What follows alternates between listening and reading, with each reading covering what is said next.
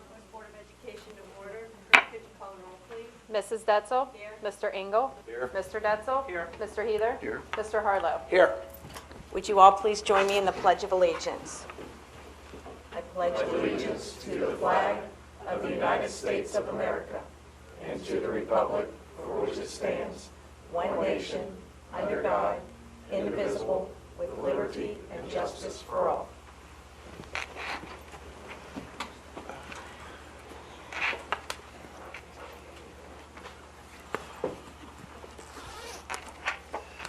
Everyone's received a copy of the minutes. Are there any, do we have a motion to accept the minutes? So moved. Second. It's been moved and seconded. Is there any additions or corrections? Yes, I did find something. I meant to say something earlier. In 13.1, this is on page 119, there's a disclaimer, paid for with auxiliary federal and it explains parochial private school. And that's good. It belongs there. But then after the then and now certificates, it also is copied and pasted there. So it's like, probably doesn't really need to be in the then and now certificates as well. That's on page 120.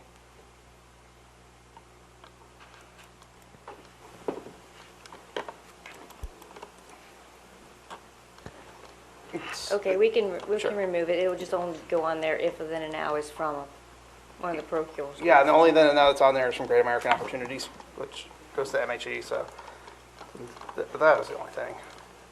Very good. Catching something. Anybody else? Okay, do we want to accept the minutes knowing that that will be corrected? With that, Yes, taking that yeah, out of there? Yeah, approve with corrections. Okay, Chris, you want to call for the vote?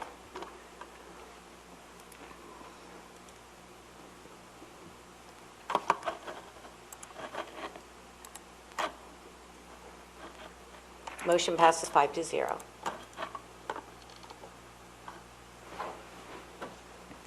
The next is a special presentation. We have Pete Becker of Skanskin-Megan to present on the Master Facility Plan update.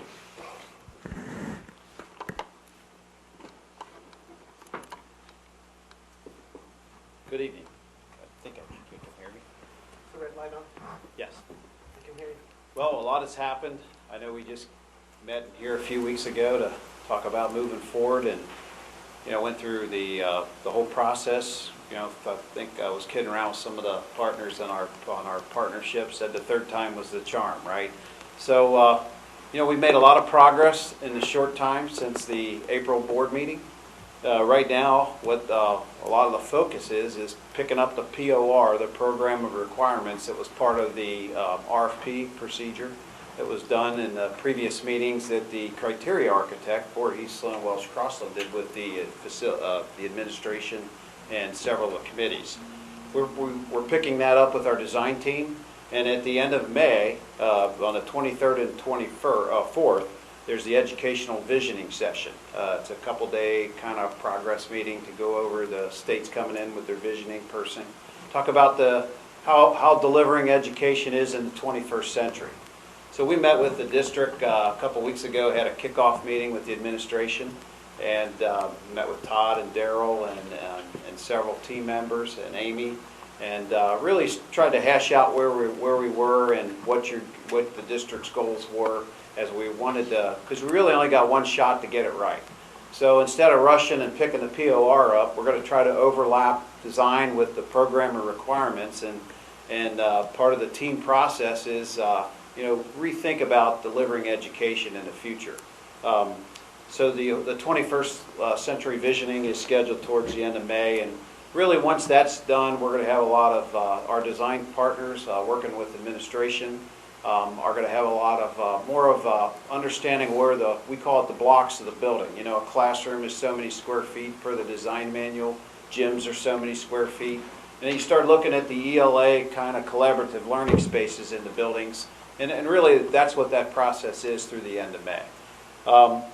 Right now, we've been meeting, our designers have this week are meeting with the media center departments, the art departments, the music departments, and physical education. Next week, we get into administrative areas, meeting with those individual groups and committees that are formed for the 3 buildings on pulling that information together. And really, we're in a big information gathering session. Our partners, SHP and our team, understand the Ohio Design Manual that is the ELP credits are all driven back for on the co-funded portion. So really, a lot's going on, but we've got to move forward at a quick pace too, so we can present information, allow teams and people to be knowledgeable on what we're doing, have some insight with our team to basically instead we're trying to avoid coming in here and saying, hey, we got a tight schedule, here's some presentations, let's pick and go. It's a little bit more collaborative with our team process. So we're excited about that. We're meeting weekly at what we call the core team, which is it makes up of the design team, of course the district, several members of the district administration, and ourself and our designer, and we're bringing in our civil engineers and so forth and so on as to get through agendas and talk about really calendars, what's coming up. Lots going on right now with the end of school year, with teachers leaving, so we're trying to take advantage of when the staff's around, but then also not impact all the testing that's going on. It's really the most important thing in the district. One of the key parts of what's going on right now is really driving into site selection. Not so much the sites we know whether we're building on, we know what the presentations are, but it's really looking at the floor plan of the building, locking in, like for example, Struble, where's the building footprint going to be? So then we can do cost analysis. How much earthwork is going to be moved, and what's the most efficient way to do the work. A lot of what our talks are about is the surveys are underway. The surveys are, figuring out the grade, the topography of the site. Like in Struble, it drops down a lot in the back. At the end of the day, if you have to move a lot of dirt, it costs money. So we're hoping to try to minimize that, balance the sites out on each one, and look for planning options to save the most money we can on the sites, given the constrictions we are building next to the elementary schools, and then try to focus that back into the building in the educational spaces and environments and for other cost options in the buildings. Between now and June 6th, one of our big goals is to really have some site options, building layouts done for all 3 sites, for Pleasant Run Elementary, for Taylor, as well as Struble. Right now, there were some zoning meetings with Colerain Township last week with the zoning department, with Kleinger's and SHP, understanding, what do we need to do for each one of these sites to deal with, like for example, on Struble, with the closing of the road out front, what's the impact of that? Do we need to put an exit out the back, back on the residence, coming out the back end of the, I think it's Colerain Township's property that affects the back side of Struble. So really, our goal is by June 6th to have some options laid out for each of the 3 sites. Our goal is to push hard to get zoning approvals and start talking with permitting process for the early site stuff. And really by mid-July, we'd like to have the 3 elementary school sites locked down with some collaboration with the district and the board and some public input, and try to really present some good information to make sound judgments in a timely manner. A little bit about what we're doing here is really Todd and Chris met with our team. Actually, Chris met with our team last week, talked about the renovation projects. What's critical, what's urgent. Don't rush stuff just to get in. Let's understand where the dollars are, understand the assessment, understand what the ELP program with the commission comes back in. And right now we're focused on 3 buildings. Colerain Elementary, we met out on site last week to talk about the options for temporary air conditioning in the Colerain Elementary School. And we then took our teams over and spent about 2 or 3 hours in Colerain Middle School. And the goal there is knowing with the ELP dollars that eventually, obviously we want something that's going to last, pretty decent amount, 5-7 years. But you don't want to go in and spend ultra amount of money on stuff that hopefully, we're going to be, going and building a new facility and then applying that applying those dollars towards more of a short-term temporary versus a long-term facility, for example, like White Oak Middle School. So that's where we are. Our goals, a lot of what we're talking about is, communication. What we're going to do is put we have a Four Corners app that we've already kicked off trying to get that in the works for, I'm not a Twitter guy, I'm not a tweeting or Snapchatting, but basically it's an app that can be an update for the public, the board, the staff, the students. And it's like basically an app on a mobile phone or an iPhone that really is a communication tool to the public and everybody on board that's wants to see where the project's at. That would be updated, weekly, monthly, probably daily once we get a little farther along. But we're going to develop that and present that, and then use that as a tool. Once a month, we're in the process of pulling together a format for presenting to the board and to the public to where it would be on the agenda. So we're thinking once a month we'll put together a presentation with updates on schedule, cost, budget, critical information, key decisions, and so forth and so on. So we're excited. We've done a lot in a short period of time. The key is really making good, sound decisions, keeping you informed, communication to your public, communication to the taxpayers, and as well as, not forgetting about the most important thing, the teaching environment, the education, the teachers, the staff, and then the students at the end of the day who will be the prime beneficiaries. Our goal is to try to be in a position to break ground when the weather's good. Next fall, late summer, early fall, hopefully September. In September, we'd like to be in a position to start moving dirt in early September, if not sooner, if things could transpire a little quicker. So that's my update for tonight. Pete, when do you expect to actually start pouring concrete? Typically, in the traditional school project delivery, usually the design takes about 12 to 13 months. What we're looking at doing is, obviously expediting that, taking advantage of the ground, the weather in the fall. And I would say, if I had my way, we'd be pouring, right when we come out of winter, we'll be putting footings in the ground, would be my best guess right now. And based off a history of when, I've done projects, we can do that in February. Typically, here's the key for our team is, and in the district and everybody on board, is the pulse of the market in the construction industry is knowing when to go out and get numbers from the bidders, the contractors, locking them up. So our push for the goal would be by the end of the year to already be designed, start working on the GMPs, and be in a position to take numbers and grab the bidders out of the market before the jobs that hit the first of the year, and then the guys start getting busy with work. That's the key, and that should put us in a late February, early March time frame for putting footings in the ground, if not sooner. Just the concern was the Paul Brown Stadium where they started doing work in the cold weather and the concrete was all ruined and they had to replace it because they were under the time constraint to get it ready for a certain season, whatever that was, 1997 or whatever.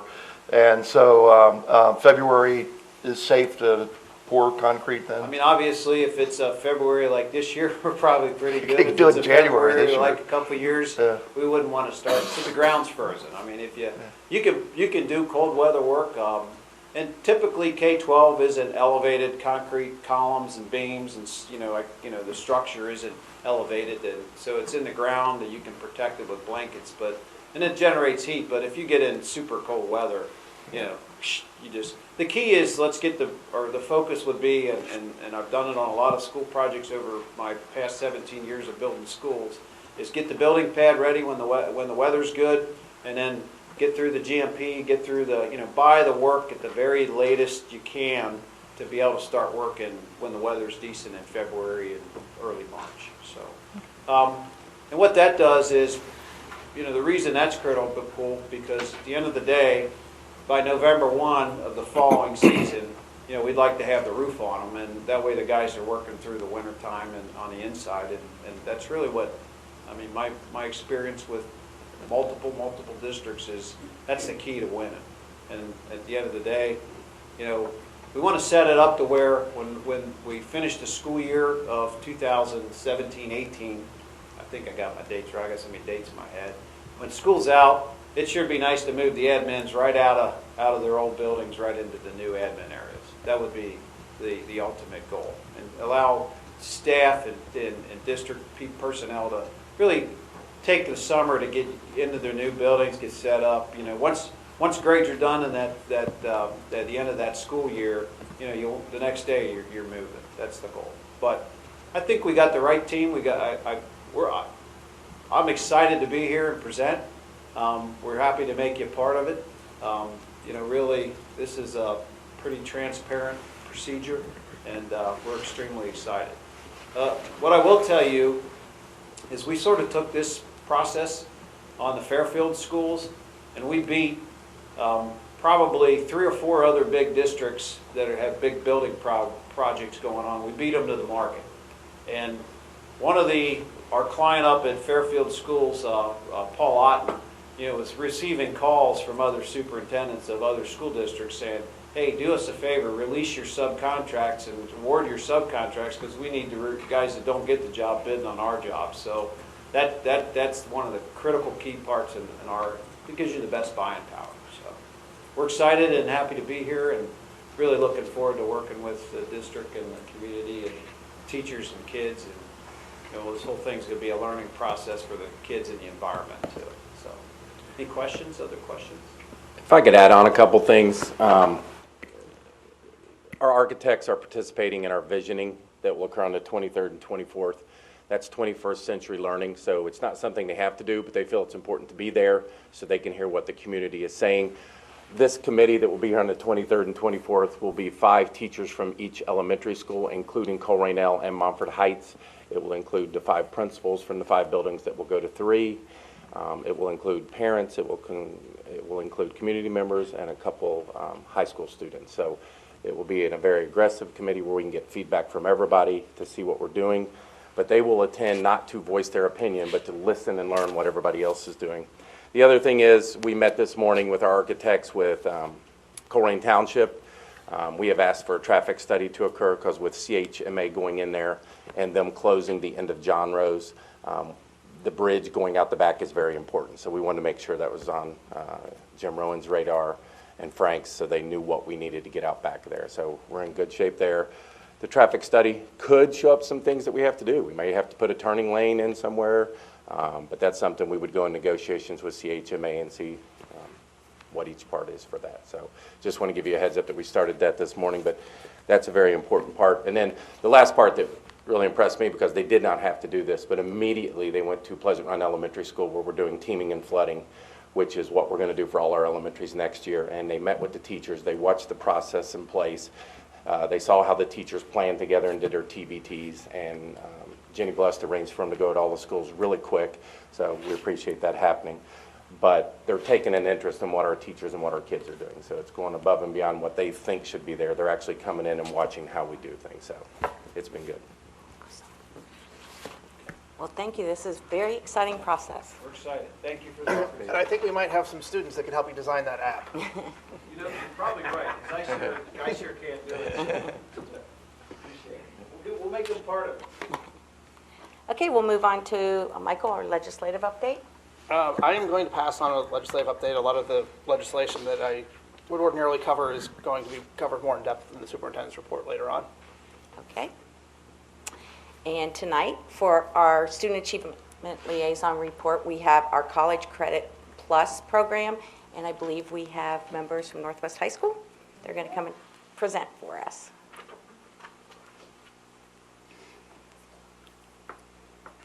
Hello, I'm Emily Jones. For those of you who don't know me, I'm one of 3 guidance counselors at Northwest High School, and I have 4 willing souls that will speak to you tonight about their experiences with the College Credit Plus program.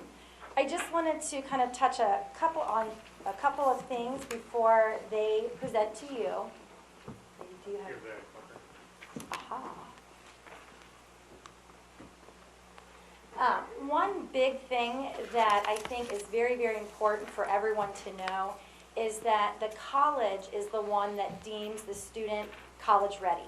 So for anyone taking a CCP course on our campus, they have to go through a pretty, not rigorous, but they do have to go through an application process in which the college will have them complete the application, including the courses that they're interested in taking, mainly because when they write down those courses, it's important for them to know what they're interested in, because that will determine if they can get into some of the classes based on some of these evaluative criteria, their academic history, so they can kind of see a bigger sense of the student, get a good understanding as to what courses they've taken, and then also this ACT or math placement test.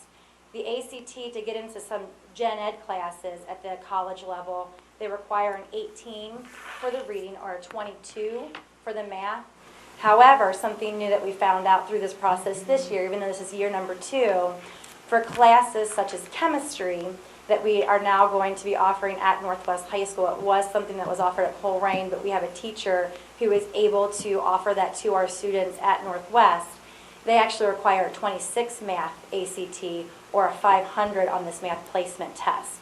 So it is very difficult to get into certain classes, but our students definitely have risen to the challenge and have taken a variety of courses either through the main campus, online, or at our building. So one thing that I think is key to this working is the fact that students have a choice. They can take the class online, they can also take it at a college campus, or they can take it at Northwest High School. We have started with 3 courses that we offer, 2 in the foreign language department, French and Spanish. Then we also offered government this year, and we're expanding upon that and offering chemistry to the students next year. So it is definitely growing. We started small, but it definitely has gained momentum, and we have doubled the amount of students that applied last year in comparison to those that applied this year. Still waiting to hear our responses to see who got in. I think another big selling factor with the CCP is the fact that for every semester college course a student takes, they earn 1 high school credit. So in essence, if they're taking a semester course where they're earning 3 credits at the college level, in 1 semester they can earn 1 high school credit. So they can earn more high school credits in a given year than they have been able to in years past. One thing that we always like to drive home is the fact that once you apply, have been accepted, and you sign up for classes, it is the student's responsibility to make sure if they are going to drop, they do it within the time frame that the college has set out. It's very, very different than dropping a course at the high school level. They have a very strict schedule that students have to abide by. If not, then the student incurs the cost. So it is a free program. However, if the student does not drop the course within the allotted time, or if they fail the course, then they are responsible then for paying the portion that the district covered. So with that kind of brief overview, I definitely want to turn it over to the students because that's who you want to hear from.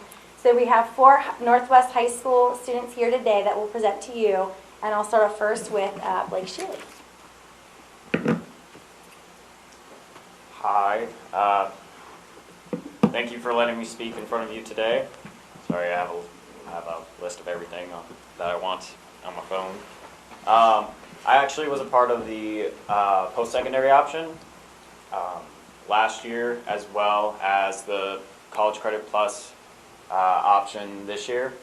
And even though they've become one and the same, I like to say, they both really, I got to go and be a part of college life down at UC Blue Ash. And I really appreciated everything that it really opened my mind to. Some things that I just wasn't getting at Northwest maybe, or a level of higher education that I wanted to seek instead of going, and also the fact that it was, one, I was guaranteed college credit, whereas if I took an AP test, it stuck in the air. But I was also inducted into the National Society of Collegiate Scholars. I want to say the spring of my junior year, because of having I believe, 3.9 that first year in the post-secondary. Also, I was able to take a couple English classes, which is where I got my 3.9. And I feel as if I really expanded on my writing. I remember the very first paper that we got to write was basically just a description of a simple scene that you might see every day, and you had to go and say it in a positive way and then turn around and do it in a negative twist. It was entertaining for me. There was a lot of challenges that I faced. Just the fact that it was a different experience, different environment. I ended up being 30 minutes late to my very first class. I had to apologize to the professor for that. But, you know, I ended up becoming really good friends with my professor, ironically. I thought he would hate me. But our love of Bob Dylan was what really kind of solidified it. And also, I had a lot of friends that ended up going to UC Blue Ash, which also kind of helped me keep in touch with them. So I got to meet up with them outside of every class and just catch up and see where they were at in their schoolwork and where I was at, along with being able to hop back. I actually did half days, so I would be at the college. I probably should have said that earlier, but I had half days where I was at the college campus for one half, and then back at the high school for another. But it was just nice to see the contrast and just see how manageable, more manageable it was at the college than kind of like the structured kind of thing that we have at the high school. The high school was very, I want to say, very box, I guess, is a way to say it. I don't know. Whereas I lost my train of thought. I apologize. That's all right. I'll just go on to my next point. So I also started to get a sense of independence and self-confidence in my writing, as well as studying habits. As with this year, I got to go and be a part of a U.S. history course, which I learned a lot more about U.S. history than I care to share. Mainly because my professor was a very odd fellow.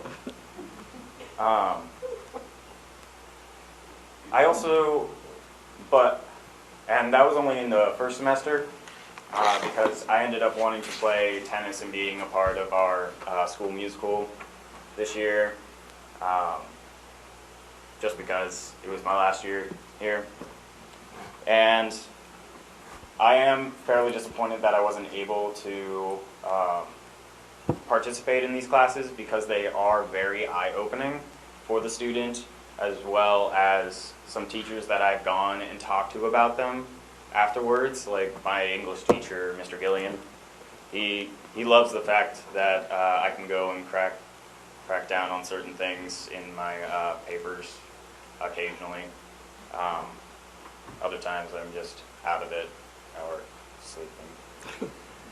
But it's about everything that I have to say. So thank you for allowing me to share my experience.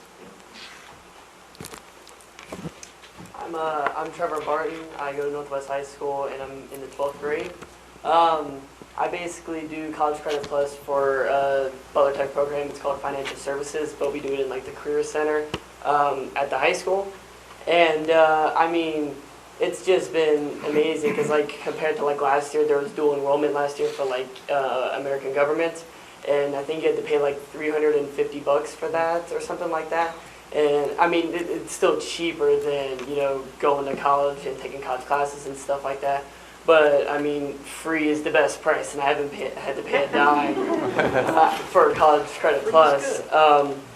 And so I mean, so in like financial services, it's basically like a business program, and it sets you up. You know, if you want to, even if you don't want to major in anything business related, it still teaches you how to like do your taxes, fill out a W-4, and I mean, I don't think any other high school class really teaches you how to do that. It prepares you for the real world. And so like it takes up 2 bells during the day, so it takes up my 4th bell and my 6th bell. And you know, it's a lot of work. I mean, some of my other classes, I have maybe like 20 to 30 assignments in there. I have maybe 120 per quarter. And so like I mean, I also think it's better than AP classes, because AP classes you've got to pay for an AP test, and then you have to perform well on the AP test. You know, for College Credit Plus in the class, all you have to do is basically, you know, do your work, do well on the tests, and you know, it proves how good of a student you actually are if you keep up with your work and things like that. Where like with an AP test, if you're not a good test taker, or you don't have many good strategies and stuff like that, you know, I mean, even if you do get a 3, some colleges don't take 3s and you have to get a 4. So, you know, you have to really, you know, hit it out of the park on the AP test. And I mean, it's easier for others, but you know, I haven't had much luck on AP tests. So College Credit Plus for financial services is really good, and I mean, I already knew the teacher because he taught it. You teach it, or you get a junior and senior year, and it's 2 classes per like the day, so 2 out of the 7. And so I already knew the teacher, I already knew what to expect from him. So I feel like that also factored in, not having to, you know, drive all the way down to like UC Blue Ash, even though that might have taught, you know, like some, you know, responsibilities. I really enjoyed just going to Northwest and already knowing the teacher and not having to, you know, make new friends in the class and stuff like that. And so thanks for letting me talk, and that's kind of all I have to say. I'm Emmanuel Kasim. I'm a 12th grader at Northwest High School, and I took the same route as Trevor did. So I took College Credit Plus at my high school, which was the Butler Tech part of the high school, which was the same thing on the campus, which was a financial services class. So Trevor really hit on the major points that I wanted to add on, but I add on to some of his. What I really liked about taking it at the high school was, in a regular college class, I know you entering your freshman year, a lot of the classes you enter into, there's 100 or so students in the lecture hall, so it's kind of hard to have a connection with the teacher or other students. So what I liked about my class is there was about 25 students in my classroom, and like Trevor said, the teacher is a really good teacher. We were able to connect with him, and we were able to talk to him on a personal level. So if we were struggling with anything or needing any help in any subject, we were able to go to him and ask any questions without having to really like talk to a stranger, someone that you might not think would understand what you're trying to say. And really, what I liked about it is because it really, I'm not planning to major into business, but the class I'm taking, you can take the class and use that credit you earn as an elective. So instead of having to go into college and taking an elective maybe in a class you really don't want to be in, you're at your high school, you're with your friends, you're taking a college class, earning credit, all while having fun and staying in your local area. And there are any questions about the financial services part of the College Credit Plus? I got a couple questions, but I'll wait until Okay. all of you present.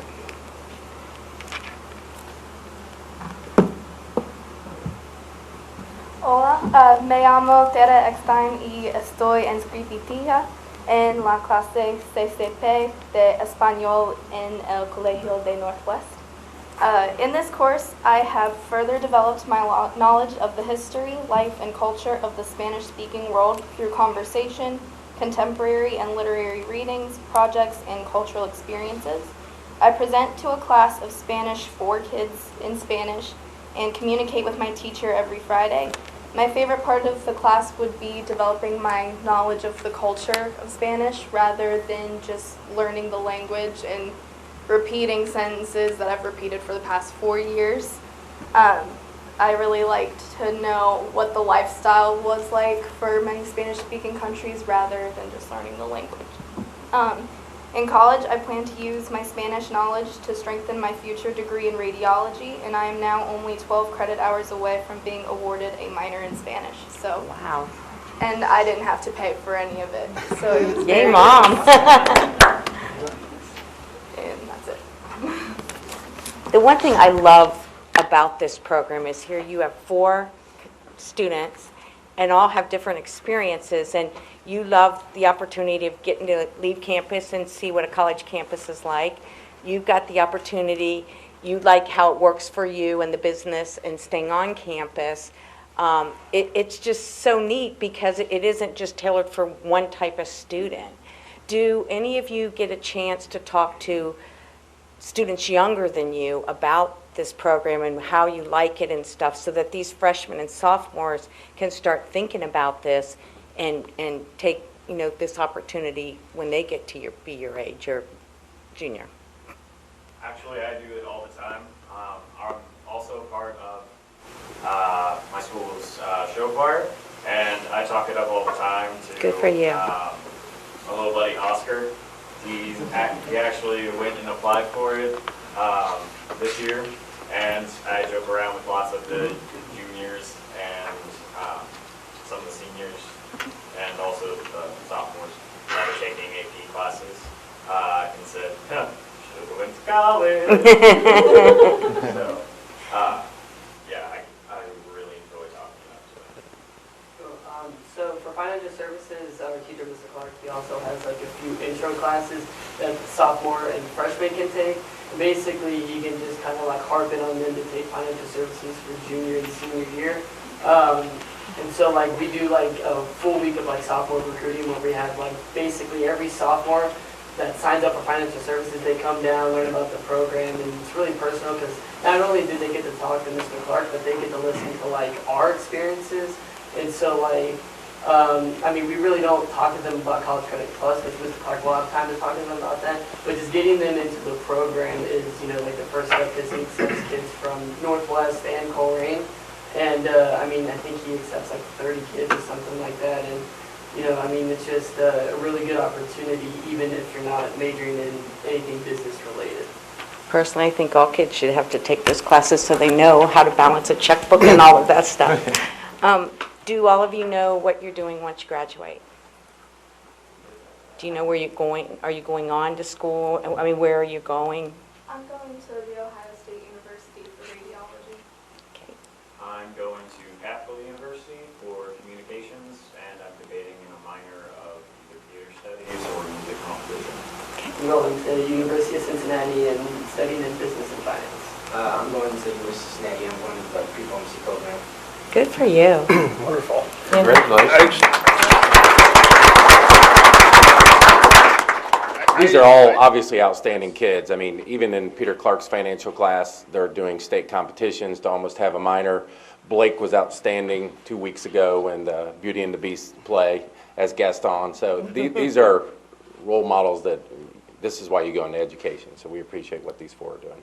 And it's great. You know, when I was a student myself, PSEO was just kind of being formed. It was really in its infancy. And everybody was like, I mean, go to college? Like, and miss all that high school stuff? Like, it was, you know, a lot of people were kind of, and just the flexibility that they've been able to build into the program over the years, I think is really beneficial. And certainly as a parent now, I certainly, and I'm sure your parents appreciate the cost savings involved in this as well.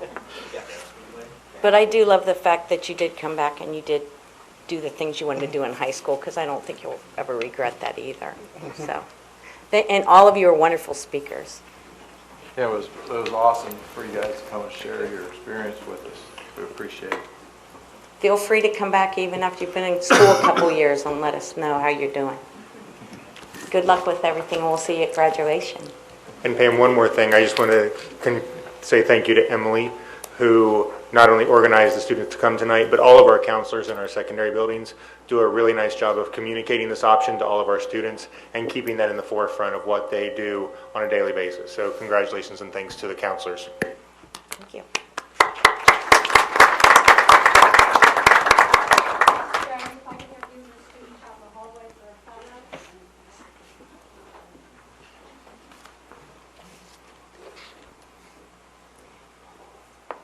Okay, we'll move on now to our Butler Tech update, Jim. Yeah, got a few things, Pam. October 11th, we're going to have our all boards meeting.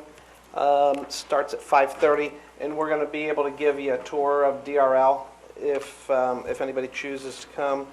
Bob, I know you're new on the board. It's a way of getting all the boards for our schools that belong to Butler Tech, just to kind of see, we have a dinner and see what programs we have, and What's the date on that? October 11th. Okay. And then Colerain Chamber of Commerce they're working with Rumpke through our diesel mechanics for an internship starting for next year. So I'll have some more information on that once that gets ironed out. And then one other thing, I know all of the Butler Tech students that are in the state competitions and that, I just want to talk about the auto technology program. They competed April 26th and 27th, and it's the first time that there's been an all-girls team. What they had to do is dismantle and reassemble a hybrid gasoline electric motor. And they had to do an 8-minute presentation and then get questions from the judges on that. And there's 20 teams that qualify from around the state. And one of the girls on the team, Courtney Porlock, is from Colerain High School. So it's the first time ever that an all-girls team in the auto technology program. And that's it. I know we also had an opportunity, was that last week? The kids that are Yeah.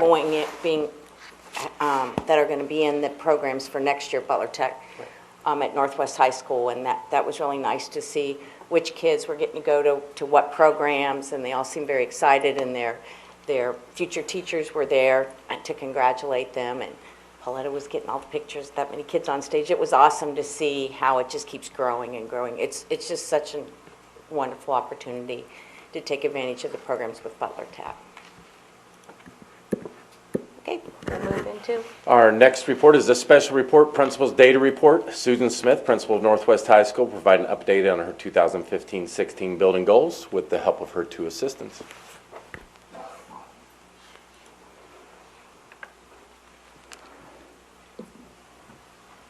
Hi, everybody. How are you? Thanks for letting us present this evening. And I'm going to explain why my assistant principals are here with me. Normally I present alone, but it'll work into my presentation of why I brought my 2 wonderful assistant principals with me, Mr. Schurz and Mr. Sturgeon. So, we wanted to talk a little bit about one thing that I changed for this year and starting this year. Last summer, I did some reflecting on my building leadership team, or my BLT, and whether it was being effective or not. We have 8 teachers that are a part of the group, and what I was finding is that I was preparing hours and hours for my BLT meeting, and I would put all of this data together and put it into a report that I thought looked really nice, and then I would give it out to the teachers as part of the meeting, and there wasn't a whole lot of ownership. So they would look at the report and be like, Susan, that looks great, thanks. But they weren't really working with the data. And so something that we reflected on as a team over the summer is, if we're gonna spend time putting all this data together, let's make it useful and let's involve our teacher leaders so that there's some ownership on their part for the data and having them help us prepare reports, but also do the work that improves the data and shows what we need to get better in. So we changed that for this year. We changed the formats of the meetings completely, and we created 3 goals last summer that we thought were areas where the whole building would, again, share in the responsibility for improving in these areas at our building. And I'll get to the goals in a second, but we wanted everything that we did throughout the year, all of our meetings, all of our in-service days, professional development, PLC groups, BLT meetings, all to be centered on these 3 goals, so that we weren't trying to cover 12 different things we wanted to get better in one year. We were going to focus on these 3 areas. And we used the district goals to do that, so we weren't completely off base in what we wanted to work on as a team and as a building. We looked at what the district had provided for us on things that, as a district, we knew were areas where we wanted to improve. So we chose our goals based on the district goals that were given to us. So we had 3 goals, and we wanted to first reduce our 9th grade suspension rate. We had 210 suspensions last year, and we wanted to move that to less than 200 this year. And that's not just to say, well, okay, great, we had less suspensions. That's also to address that we wanted to have less retention in the 9th grade. Last year, we had 28 students who didn't earn enough credits to move into the 10th grade. And we find that to be problematic for a lot of reasons. All of the research shows that if you're retained in the 9th grade, your chances of graduating from high school on time or at all drastically decrease. So we knew that that was something that we had to address. So we made that as one of our goals.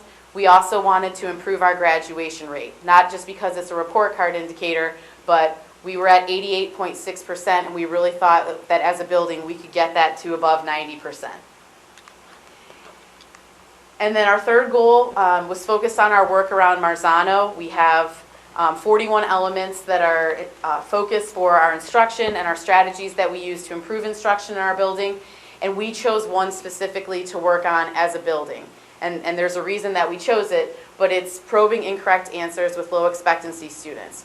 We're truly working on closing our achievement gap with certain populations in our school, and we felt like this element would help us to address that. So we wanted to choose that as, again, the focus for our work in all of our professional development, all of our PLC meetings, all of the work that we do on instruction. We wanted to be focused on this element, and we're going to get into details of that in a minute here. But all of our administrators scored this element every time they went into a classroom for an observation or for a walkthrough. So teachers knew this was going to be our focus this year. This is something that we want to see you working on in your classrooms whenever we come into the room.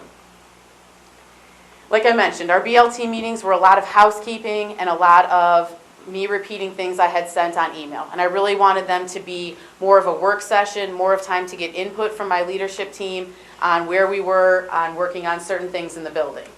So we switched it to be, in our 90-minute meeting, 30 minutes only tops would be housekeeping items, where it's things that we just need to talk about as leaders in the building and address. The other 60 minutes, we worked on analyzing our data and working with some of the data that we have focused on those three goals. So we assigned an assistant principal to each of the three groups, as well as 2 to 3 BLT members. So a teacher got to work with one of the assistant principals on their goal. So, for example, Mr. Schurz and 2 teachers were working on the 9th grade discipline goal. So again, that's giving the ownership to that group to really focus on how can we make this better in our school. We also had those groups share out to the staff to say at mid-year, where are we on working toward this goal? Have we improved at all? Because then the teachers, knowing that those are our 3 goals, are going to help us with the work that we're doing to get better in these areas. It also helps streamline goals. Like I mentioned, I feel like every year we were saying, well, there's just these 14 different initiatives that you need to focus on. Everyone in our building really knows that these are our 3 goals, these are what we are working towards, so there's no confusion, there's no trying to figure out what the vision is for that year. These are the 3 things that we want to work on for the year. We'll turn it over to Mr. Schurz. Thank you. I kind of went old school. I don't have my phone. I just have some paper copies. So. As Ms. Smith had mentioned, we wanted to take the 9th grade discipline and decrease it by 10% and try to shoot for a 200 or less suspensions throughout the year. And I just kind of got to go through with you some of the numbers. What we did is when we broke up into our BLT groups, we would gather data, which was kind of nice because we would pull it off of Dazzle, the system we use, and we would be able to then, as a group, go through and kind of sort through where we're at particular levels of the year. And I'll kind of give you a little overview of, if you look at last year's data at this point, and then you look at this year's data at this point, and again, we were trying to make sure that we were trying to reduce suspension. So you can see the 4th bullet down there speaks of suspension rate. And at that point in time, 5-1, looks like we were under the rate. So I'm not sure if at this point we have beat that mark or not. But you can kind of just get an idea of where we fell in the different pieces from a year ago to that, or a year ago on the 1st, and see how some of the things have increased. And if you look at some of the areas and where it talks about warnings, you can see it's a pretty substantial jump. You look at Thursday schools. We took a look at some of the discipline that we were handing out at our school for some of the infractions that the students were breaking throughout the year. and we decided to either revamp them a little bit and put some things at the front end to try to help them out and help us out to try to do some intervening as an administrative team to have a little bit more discussion rather than jump in and give them pieces of discipline. So you can see kind of how warnings have increased, and you can see how Thursday schools have increased, and that's kind of the reason why. When you're looking at some of our data, you can look at, this was the midpoint, and if you look at the midpoint of the year this year, when you look at our suspension number, we were pretty relatively happy with the number we saw because we felt like we were on pace for, by the end of the year, reaching our goal of having 200 or less suspensions. But as you can see on 5-1, when it comes down to it, we did not specifically hit that mark. But I do think when we talk about some of the things that we've done and changed, I think that I would like to see, when we look at a trend, a 3-year, 5-year trend of the changes that we have made, and then be able to come back and reflect in a few years from now to find out, did it actually work? Were some of the things we were working on, did they take effect, even though some of our numbers are a little bit higher right now?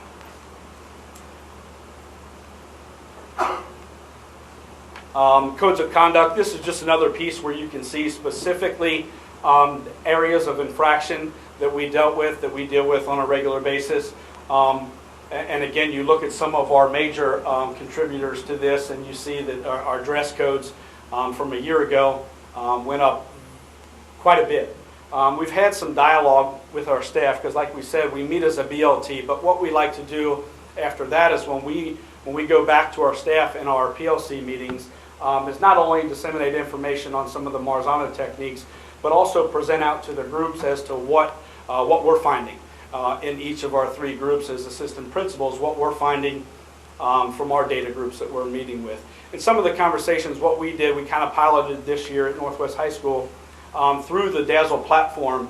There's an option to do discipline right there as a teacher, whereas in years past we were getting the hard copy form from the teacher that would be sent down. We would deal with the incident. We would then have our secretaries input the information, where I don't want to say that this is the only contributing factor, but I think it made it a little easier to report some of the incidents. It was right there. It was in their face. They were able to jump on a computer and they were able to report that right away.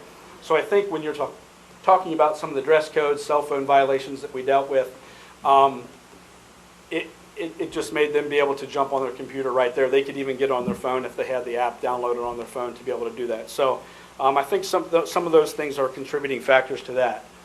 I do want to talk about, when we think about final thoughts or what's next, some of the things, the interventions that we put in place when we were talking after our first couple meetings as a data team, when we're talking about discipline, was a friendly advisory.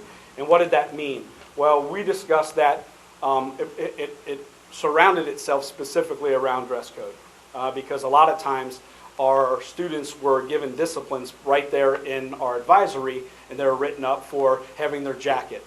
Well, we had some conversations when the students are come running in sometimes trying to make it on time to their advisory. They had those things on, and we felt, why punish them? Why dock them for a dress code violation if we can kind of have like a friendly advisory, a reminder of sorts, where the staff was able to say, hey, make sure that when you leave this room, that stuff finds your locker and you're in appropriate uniform. So we then began to talk to our staff of first bell. I know it's another thing put on their schedule to do on a daily basis, but first bell, make sure you are honing in on checking for dress code. Okay, so it was kind of like, let's take a break at first bell and have our advisory, and have our advisory teacher say, hey, let's get with the program, get your stuff in your locker, and so on. I came jumping quick. FMP, we did some things in our freshman mentor program this year where we gathered data and we found out particular 9th grade students who received no discipline. And we thought about how can we positively reward them for the decisions they've made all year. And we had them down for a little ice cream social that we've done to try to help them say, hey, we thank you for doing the right thing. We don't always get to tell you that. So that was one thing that we put in place. Redo Day, this was a very positive day for us. We had an outside group come in, and they took an entire day with our freshman class.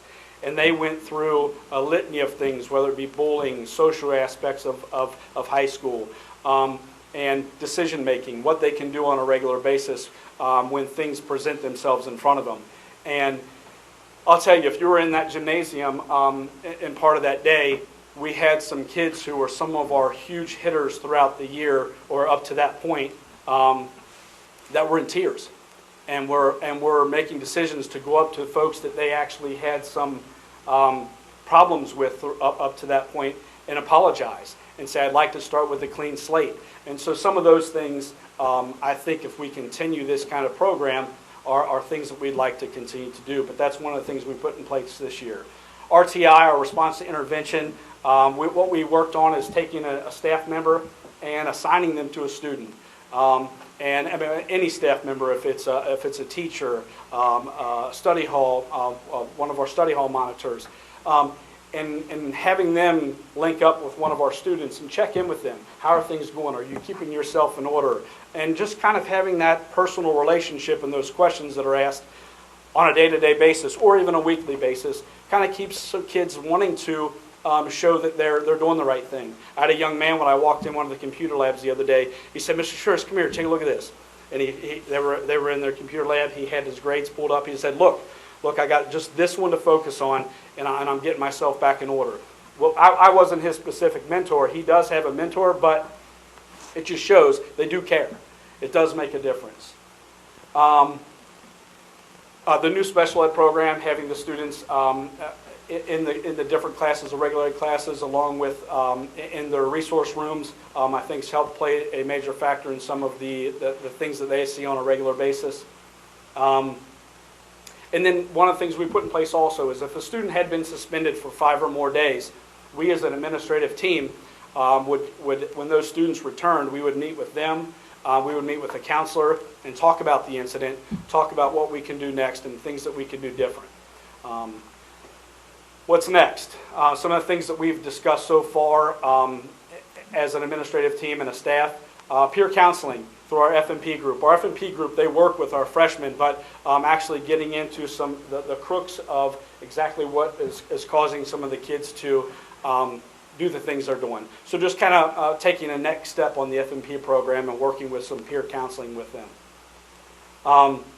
Restorative justice, this is a program that's coming through. The district's been working on it throughout this year, but I think it's going to be a positive. We're going to be learning more through the summer to be able to implement this in our school, but I think it's going to be a positive step in the right direction to have the students sit in front of those folks who they've actually had the problems with and have everyone be able to discuss what's going on. I think it's going to be a good next step for us.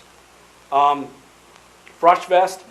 This is going to be something different we're going to try this year, which is have our freshmen come in a day earlier than the rest of the student body and maybe have an opportunity for us and other students to talk about what it means to be a Northwest Knight and what it means to walk down the halls and how to conduct themselves and just do a litany of things to try to have our freshmen have a day where they don't have to worry about standing out in front of anybody else and, hey, look at me, and starting off on the wrong foot, being able to come in and just kind of get an understanding of what it means to be a Knight and what it means to have pride for their high school. We're having a children's hospital support coming in. They're going to be able to, social workers are going to come in and be able to work with our students based on some recommendations from administrative staff and so on. So that support, some of the students that have some behavioral issues, being able to really sit down and dig into what's going on, I think could be a positive support there for those students. Social probation. We're thinking about implementing. What we'd like to do is take a look with us gathering the data that we have, taking a look at those students who have had infractions throughout the year and having them not be able to attend a dance, having them not be able to attend a sporting event or some of those kinds of things that they really want to do. That's their social life. So having a repercussion outside of just a discipline where you were suspended and you got to sit home for 5 days and no one held you accountable specifically maybe in your house, but actually some things that are going to really hit you personally. that I think that they might start to think at that point, hey, maybe I ought to start changing my behaviors. And then one thing we would like to do is just continue our relationship with Pleasant Run Middle School and having, those particular transition activities for our students that are coming to the high school, kind of like we talked about with Frost Fest of, us being able to get down there, have students get down there more regularly and talk about what it's going to be like when they come to Northwest High School. So just some of the things that we as a team have discussed and some of the next steps we would like to move on to with ninth grade discipline. So goal, it's difficult to say, but I think in the next couple of years, continuing to see the data, hopefully we'll be able to reach that in the future. So again, thanks for letting us speak tonight. Appreciate it. I have a question, Casey, not to put you on the spot, but when I see 547 dress code infractions, and we talk about data, is the dress code working? That seems like a lot of time that is spent on that particular issue. And I don't know what the answer is, but 547 times there's been dress code violations. So is it working? Because you've got so many other things that look wonderful to be able to put your time and energy in. I think the piece that I look at that we've talked about a lot is the safety aspect. I'm a part of the safety committee as well. And when you look at, yes, it's a day-to-day thing that we deal with dress codes, but when you talk about the overall safety of our building and you're able to actually pinpoint those students, particularly that don't belong because of the dress code and things like that, I think that is a positive for us. Does it bog us down at times? Yes. But I mean, that's part of our duties. But when you look at it specifically from a safety aspect, I do think it is very positive. I will have to say too that when you ask, is it working?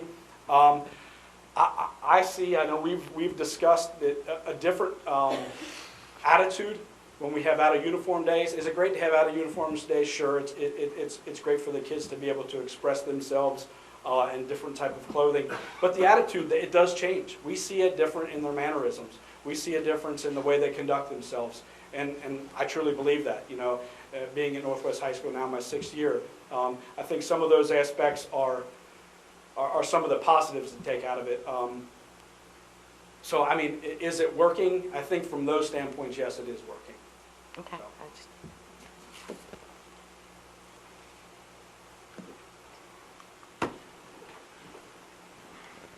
And we were okay with saying we didn't meet our goal, as you guys noticed. We weren't going to tell you something that was not true. We'll get there eventually, but sorry. What did I do? In terms of graduation rate, again, our goal is to be at 90%, and we've worked ridiculously hard to hopefully on May 31st graduate at least 90% of our seniors this year. We were very close last year at 88.6%. We have done some things and put some things into place specific to this class that we are proud of and have really, the kids know. Like Casey mentioned earlier, they'll pull us aside. We started an Adopt a Senior program. So we listed, these are the 60 kids we're most worried about who are in the senior class who might not graduate. And we had 60 staff members step up and say, I'll take that kid, I'll take that kid, I have a good relationship with this kid. And it might be a student they had as a freshman, but they've just stayed close with them and they're willing to choose them as a senior. So I have two myself, and they're going to be coming down to the wire here, but I'm going to make sure they make it, that you meet with those students each week. Check on grades, check on attendance, are they coming to school, are they making sure that they're turning in work, things like that. So that's our Adopt a Senior program. Additionally, we have created a senior watch list. So we always say it takes a village. So we send out a list to our entire staff and say, these are the seniors that we are concerned about. If you see that student throughout the day or in the hallway, make sure you find him or her and encourage him or her to get on track with whatever it is that they might be having difficulty with towards the end here. We have individual conferences. We do grade checks and advisory. We have an academic RTI program where our tutors that are assigned to our building have taken some of the students where it's not a behavioral situation, it's not an attendance situation, they literally are struggling with the academic work, and we've set up some pull-out time for them to get some individualized instruction. Students who may not be on an IEP, who are just, pre-calc became very hard for them, and they need extra help that they're not getting. So if it becomes an academic issue, we have tutors that have been assigned to them. And then some things moving forward that we want to make sure that we can do. Since I can't right now give you what our graduation rate is for this year, it's going to be close, but I think we can make the 90%. Moving forward, we know who these students are who are at risk. So we can identify them starting in the 9th grade, like I talked about earlier. So we're going to assign some of these interventions prior to them becoming seniors to try to help them along the 4 years instead of just at the end in their final year here. One of the things we did this year is we took the bottom 20% cumulative GPA-wise, and we made sure that all of them applied to a Career Center program. So where is the connection with that? What we feel is that if you're a part of a Career Center program and you have this group to be a part of, and you have a teacher that's looking out for you 2 bells a day for 2 straight years, and you develop that relationship, and you see, I'm learning how to go into construction, and there's a light at the end of the tunnel for me, that you have a better chance of graduating. So we identified, we have 130 of our 242 sophomores who are part of a Career Center program for next year, which is phenomenal, because that 130 kids have a much better chance of graduating than they would have if they were just continuing on in the regular course of classes throughout their 4 years. We have a brag board that we're proud of. If you've been in our school, right when you walk in on the left, when you get your college acceptance letter, you get your picture taken and you get a t-shirt that you're allowed to wear on Tuesdays, which is a big deal if you know our school, that you get to wear a t-shirt. And it says who has 2 thumbs and is going to college, and it says this night, and they're allowed to wear the shirt. And they get their picture again with where they're going to school underneath it. And it sounds cheesy, but kids get very excited about that. And then they say, well, okay, I didn't know she was going to UC. I didn't know he was going to Mount St. Joe, those types of things. And it's right at the front of our school because we're proud of that. So every Tuesday they wear their shirts, and we add more pictures to the board, which started out at the beginning of the year, not very many, and is full now. So we're excited about that too. So again, not just focusing on interventions we can put in place, but rewarding the kids that we do have that are doing really well and are getting where they need to be with college and graduation. And what's her name? Sorry. Susan, I had a question Sure. for you. Yeah. When you mentioned the 60 students, the senior watch list, do you see that attendance is a big problem for those kids? With a percentage of them, yes. Yeah. And it's a variety of reasons.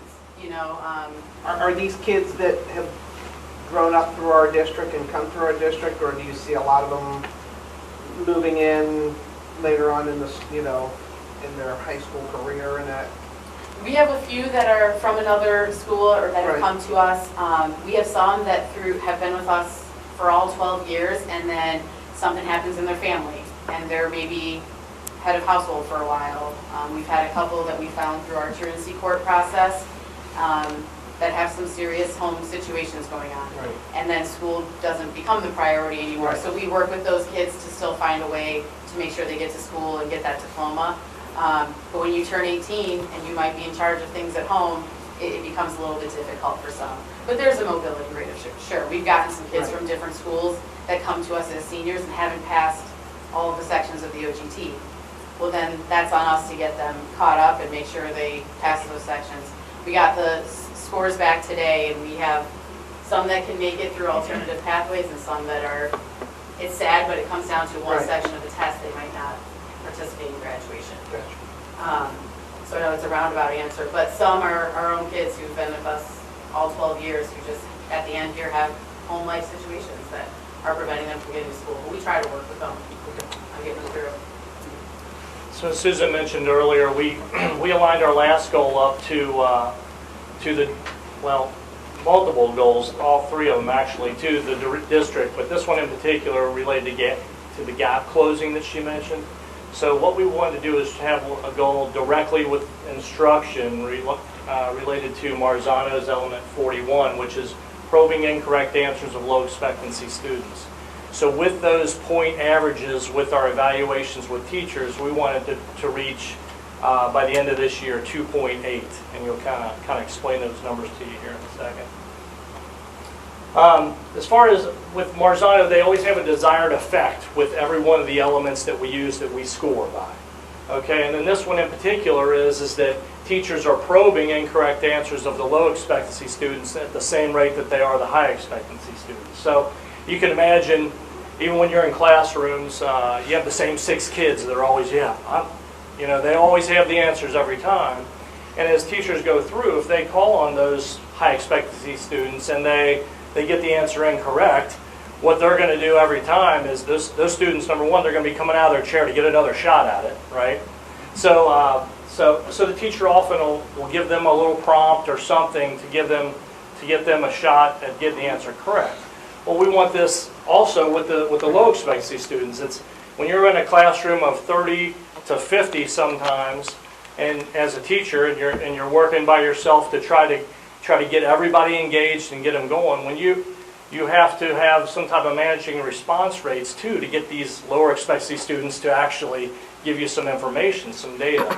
So basically, what we wanted to do is work with teachers to not let kids off the hook. Okay, but most importantly, create a culture that if I am a low expectancy student, I feel comfortable in the classroom.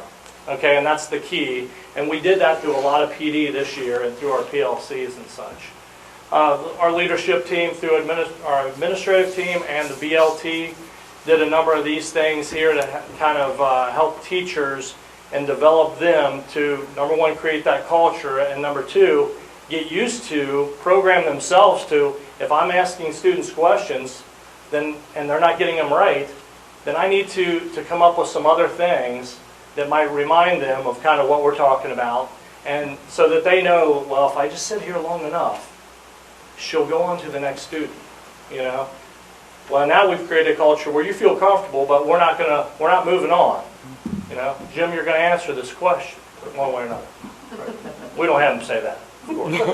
Okay, so as you see, we had we do the PLCs, the Marzano PLCs, where we break up, the administrative team breaks up, and we work with the teachers, and we break them into different groups. We also have the BLT leaders and ourselves do presentations to give the teachers the tools that they need to accomplish not just this element, but all 41 elements, you know.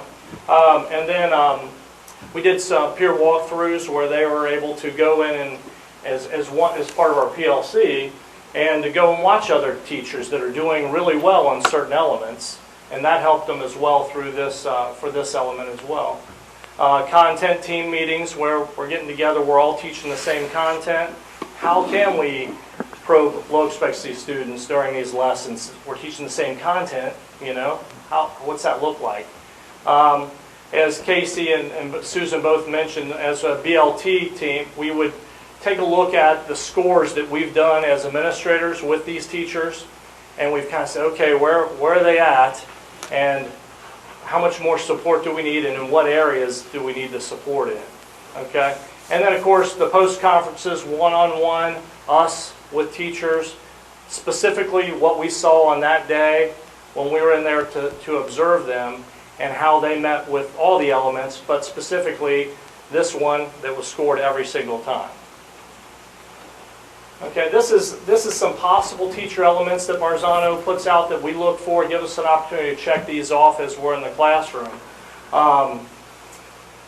These are some options with element 41. So if you kind of just look through these, you see that you know, it might look like a teacher's asking a student. The student's close, but not really where we need them to be. We need them to further explain the answer to show the depth of knowledge that we need them to be at. You know, not just surface level. The teacher could just rephrase the question. Sometimes that's enough, you know. Like the student, they know their students, you know, and they know. Okay, I know he knows part of this because 2 days ago we were working on this group work and I saw him do this, you know. So they'll rephrase the question somehow, and that sometimes prompts them through it. You can break it down. And I see a lot of our teachers using this one, and it works really well, where you know that they know level 1 understanding, but we want to get them to level 3, you know. So we ask them a question that reminds them of what they already knew, and we knew that they knew at level 1, and then we help them get to the level 3 by continuing to ask them more questions. So we're just breaking that question down. We may have started off with a level 3, but then we pull it back down. And then some of the lower spec-C students, I mean, if you're not good at this subject and you struggle, you may show some frustration. The teacher gets to know them well, and then say, hey, I'll come back to you, Jim. I'll be right back with you. Think about it, and then we ask another question or two, and then I come back and give Jim an opportunity after he's had a chance to kind of think about stuff, maybe refer to some notes or whatever. But he knows that I'm not letting him off the hook. So this is the scale that we would score them by, and that's where the number value comes in, the 2.8, okay? If you look at it, if I'm in the middle, I'm at developing, so I'm at a 2.0. That means that I'm actually doing it as a teacher. I'm witnessing someone break it down into smaller parts, or I'm witnessing them come back to the student after he showed some frustration. Okay, but in this case, they don't monitor. They don't have a monitoring tool to monitor that. Okay, so what we started doing was we noticed that a lot of our teachers were doing this. We had a lot also in the applying range. So I basically underlined these so you could see the difference. Basically, you have the monitoring piece, so I'm collecting data, and I'm analyzing this data after the students are gone, and then I'm able to make determinations for the next day's lessons, right? So that's kind of the difference between, yeah, we're doing it, and yeah, we're doing it, we're looking at the data, and we're making decisions for future instruction, okay? So that's where we come in with applying. Well, we started talking in our meetings is how can we assist as a BLT and as an administrative team, how can we assist these teachers to get more tools? How can we teach them to get to the monitoring or creating innovating ways of doing it, right? So we came up with a number of different ways. Through the like I said, the PLCs, we gave them some tools. Class Dojo was one in particular that we came up with. A teacher showed us, and then we actually let the teacher demonstrate it. She was using it in her classroom. It was fantastic, and it basically allowed the teacher to just use a phone or an iPad or anything and just simply click a button when they asked the student a question. Okay? And then if they had to prompt them, they just hit a different button. It's that quick and that easy. Gives them the data, they're monitoring, and then when they're finished with the lesson, they kind of see where they are. So if you look at this is, I took the student names out of it. This is the report of a period of time from one of our teachers. She actually gave this to me when I said, I want to use one of your Class Dojo reports. So if you look at student 1, for instance, that student over this period of time was asked 6 total questions. 4 of them, the student got it right the first time.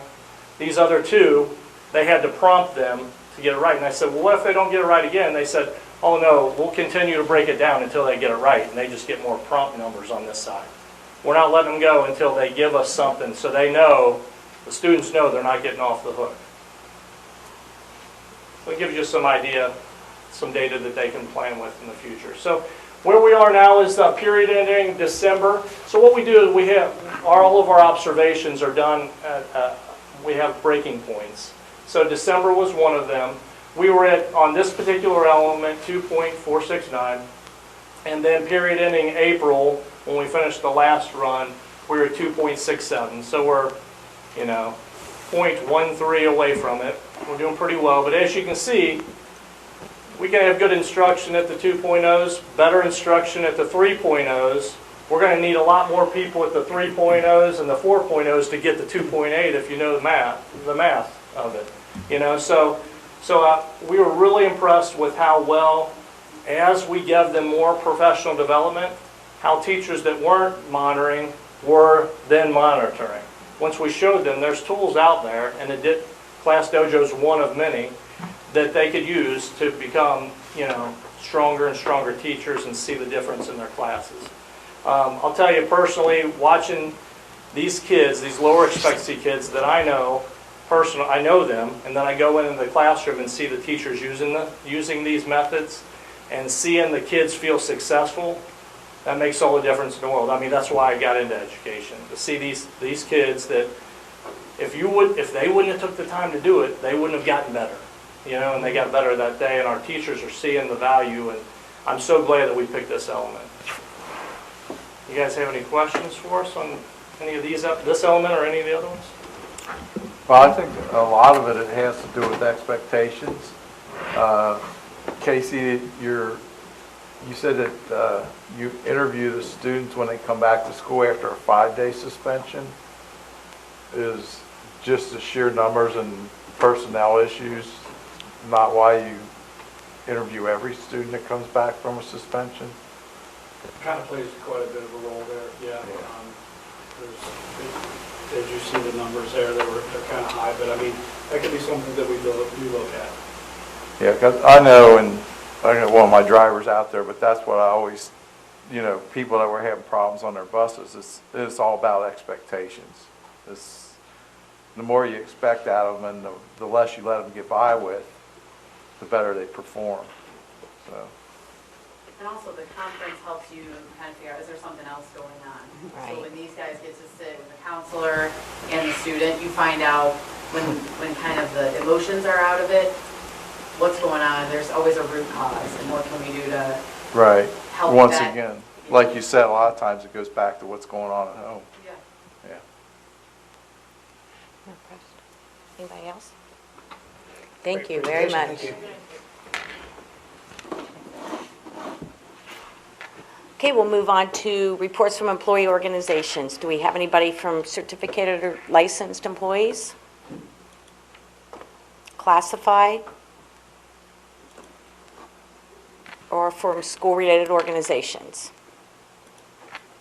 I have not received any requests for community comments. I have PTSA. Oh, okay, that's fine. Hi, I'm Donna Carroll, first vice president of PTSA. I'm fundraiser chair and the APCOM. The goal for Northwest PTSA this year was to increase the bank account balance to continue offering the academic scholarships and graduating PTSA senior members.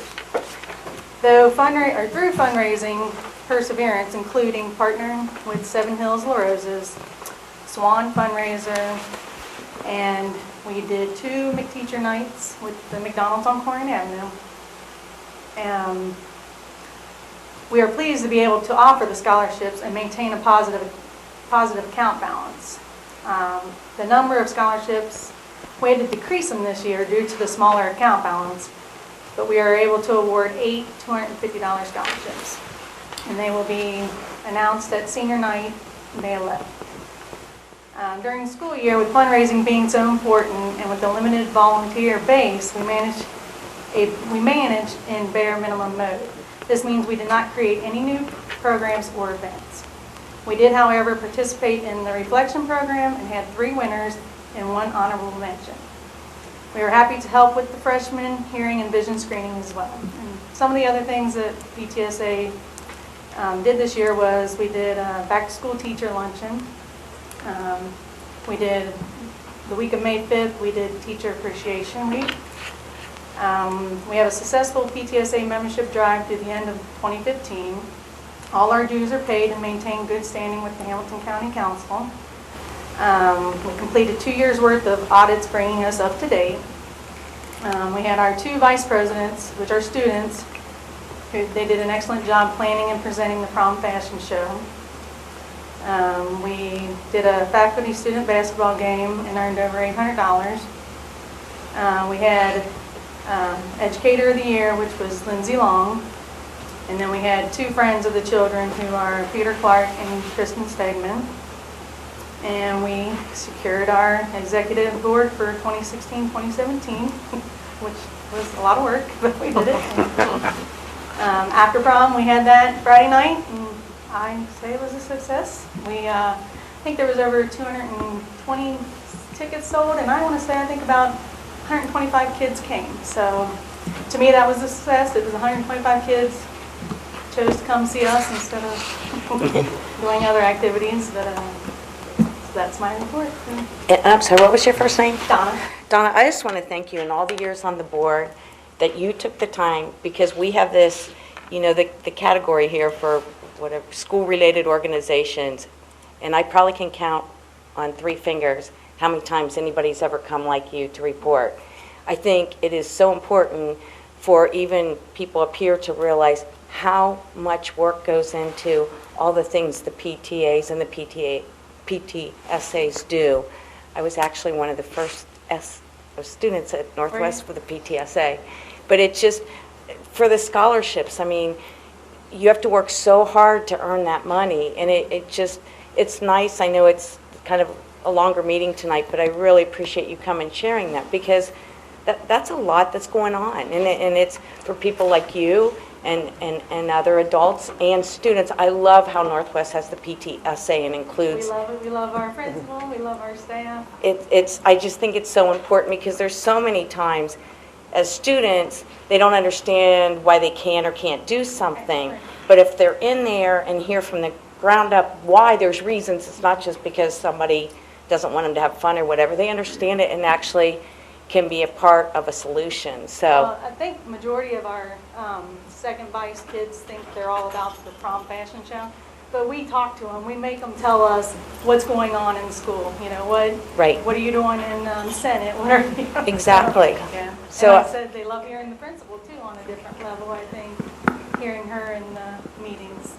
Well, this has been a great night for Northwest, hearing with everything and with the students earlier tonight. And one of the things I was going to say in closing was that I had talked to Susan to hear how successful prom was at the zoo on Friday night. You had a beautiful night, and it's so important after prom that the PTAs and the PTSAs offer an alternative for kids and a safe thing for kids to do and have fun. So thank you so much for being here. Thank you. Hey, Great to hear from you. that's okay. That's why we're here. I drew the short straw. President couldn't be- Well, you did a great job. Thank you. All right.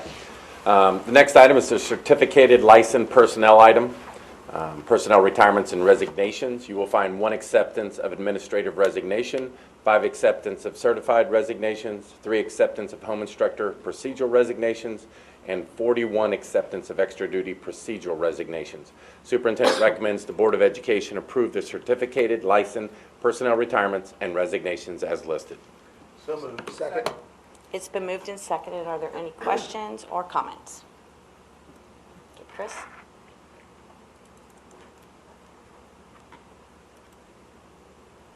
Motion passes 5-0. The next item is a classified personnel item, classified retirements and resignations. You will find 9 acceptance of classified resignations, 3 acceptance of classified substitute procedural resignations.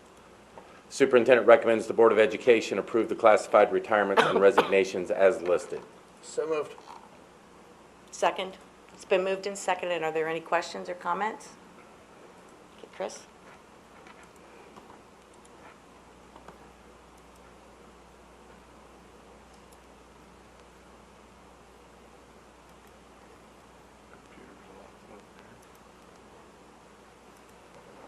It's okay. Motion passes 5-0. The next item is a fiscal item. I think this just proves that Chris and Amy actually do something during the day. You will find 18 vendor contracts as listed. Superintendent and Treasurer recommend the Board of Education authorize the vendor contracts as listed. So moved. Second. It's been moved and seconded. Are there any questions or comments? Chris? Chris and Amy, have any comments? We can turn the sound off back here. All right, the next is a fiscal item, resolution accepting the amounts and rates as determined by the Budget Commission and authorizing the necessary tax levies and certifying them to the county auditor. I will turn this over to Amy. The Budget Commission has issued the amounts and rates that they will be collecting for 2016 taxes, which will start next January. This does include our November levy, as you can see on the continuing 1 mil, and the other part is up under the bond retirement added to the Montford Heights bonds. So the Treasurer and Superintendent recommend the Board of Education approve the amounts and rates as listed. So moved. Second. It's been moved and seconded. Are there any questions? Okay, Chris?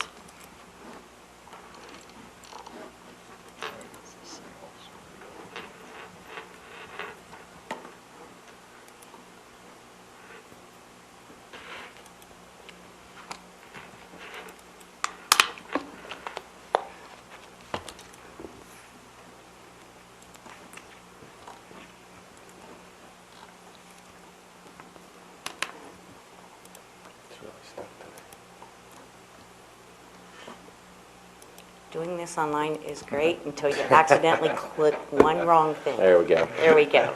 The next item is a general business item. It is the 2016 Summer Permanent Improvement Contracts. You will find the bid tabulations and bid recommendations by Chris McKee and our architect, Rolf. Superintendent recommends the Board of Education approve the FY 2016 Summer Permanent Improvement Contracts as listed. So moved. Second. It's been moved and seconded. Are there any questions on the summer permanent improvement contracts? I got a question, Pam. Todd, when can we get Colerain High School bleached and scrubbed down and cleaned? We can put that, well, it's going to come from permanent improvement funds is where it needs to come. So we can get that on the agenda to look at it for next year and get a price out of it to see what it would be first of all. I almost feel like taking some of that bathroom cleaner. I mean, I don't think the school's been cleaned in 50 years. And Talking the outside exterior. yeah, the ceramic brick. And I'm sure there's, you know, I mean, I almost think if we didn't have a third story, of course, we could get volunteers to do it and scrub it down. But, you know, we can't with the height of the building. But so definitely by next year, Todd? We can look at it. And a lot of that can be done during the building project as part of the renovation because there is some roofing repairs, extensive roofing repairs. That we need to do first. As well as building envelope. Okay. Just cleaning and sealing. Okay. As long as it's on the list of things to do. It will be on the top now. Okay. Okay, any other questions? Okay, Chris? Motion passes 5-0. The next is another general business item. It is the resolution to authorize the auctioning and sale of Beavis Elementary School property. A resolution authorizing the sale of real property known as Beavis Elementary School, together with all personal property located thereon, and if necessary, authorizing the superintendent and treasurer to advertise and conduct an auction for the sale of said real estate in compliance with the requirements related. We have followed closely the guidelines by the state of Ohio on what you have to do to sell school property. We have gone through the process of offering it to charter schools for an extended amount of time, and this is the next step in the process.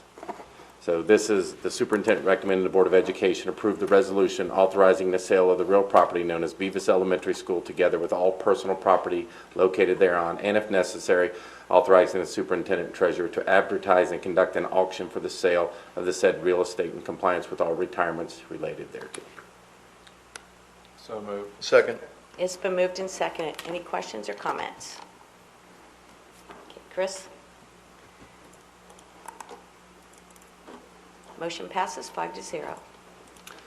The next item is a certificated licensed personnel item. You will find 2 approval of initial administrative appointments, 8 approval of initial appointments, approval of all administrative contracts, 3 approval of change in status, 3 approval of leave of absence, approval of teacher contracts, approval of teacher 2-year contracts, approval of continuing contracts, approval of extended service contracts, and approval of all contracts. Superintendent recommends the Board of Education approve the certificated licensed personnel items as listed. So moved. Second. It's been moved and seconded. Any comments or questions? Duly note that we do work in our office as well. Everybody's been busy. Chris, we'll call for the vote. Excuse me. Motion passes 5-0. Next item is new and revised job descriptions. This is a continuation of the HR department getting our contracts where they need to be. I want to talk a little bit about this one. This is new job descriptions for a high school assistant principal and our middle school assistant principals. As I talked, you will find that as we go through attrition or retirements or resignations and they go to other districts, we will not have the same amount of 247-day contract administrators in the building. Since Northwest is here for an example, the principal will always be on a 247 contract. The AD will always be on a 247 contract. Another assistant who will help with the master schedule or whatever the principal assigns to them will be on a 247. And then the remaining 2 would go on 212-day contracts as a way to save money as we move forward. Doing the same thing with the secretaries. We currently, in our elementaries, we mostly have 1 full-time secretary, but we have 1 school with 2. They are 261-day contracts. For example, we'd reduce 1 down to a 212 there in a way to save money. And this as we go through attrition and resignations and retirements and so on and so forth. Do we know how much money we're going to be saving the upcoming year? It all depends on where they are, if it's a retirement and they're at the top of the salary, so it will vary from person to person.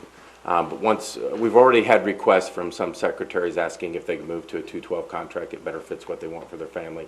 So I think as people, the biggest concern, just to clarify, is they worry about their benefits. Well, your benefits are based on how many hours you make, or how many hours you work a day.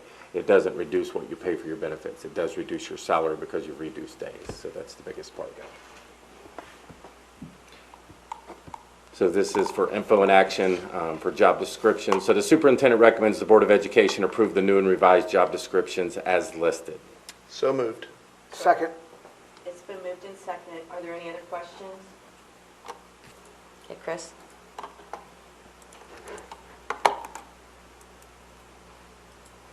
Motion passes 5-0. The next category is certificated licensed personnel for info action. It is a memorandum of understanding resolution between the Board of Education and the NAE. The memorandum of understanding between the Board of Education and the NAE to equate cheerleader sponsor supplemental salaries in line with the responsibilities of the job. This came about mostly because they are doing 2 sports and hired for 1 season. And so the pay was nowhere near what it needed to be to keep quality people. So the superintendent recommends the Board of Education approve the memorandum of understanding as listed. So moved. Second. It's been moved and seconded. Comments? Chris?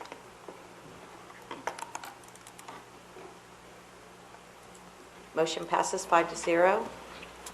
Next item is a classified personnel item. You'll find 12 approval of administrative contracts classified, several approval of classified contracts, 2 approval of initial appointments, approval of change in pay rates for classified subs, 8 approvals of classified leave of absence, and 4 approval of change in status. Superintendent recommends the Board of Education approve the classified personnel items as listed. So moved. Second. Moved and seconded. Any questions? Chris? Motion passes 5-0. The next is an info action classified personnel item. Again, it is us revisiting supplemental contracts and the job descriptions, plus district nurse, music leader, music specialist, music assistant. The job descriptions are being submitted for information and approval. The superintendent recommends the Board of Education approve the new and revised job descriptions as listed. So moved. Second. Moved and seconded. Questions or comments? Chris? Motion passes 5-0. Next item is a curriculum and instruction item. It is action on our social studies curriculum adoption.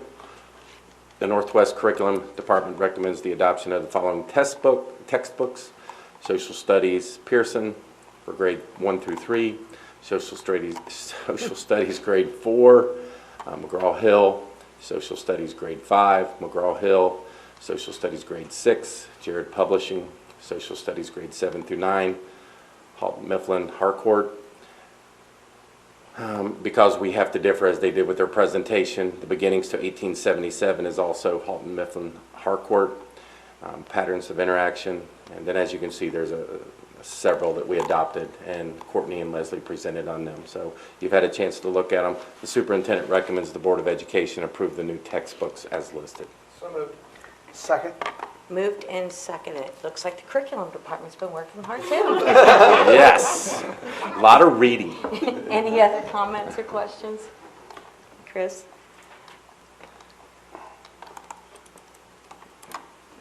Motion passes 5-0. The next is a curriculum and instruction item also. It is the elementary and middle school fees. I'm going to turn this over to Jenny Blust.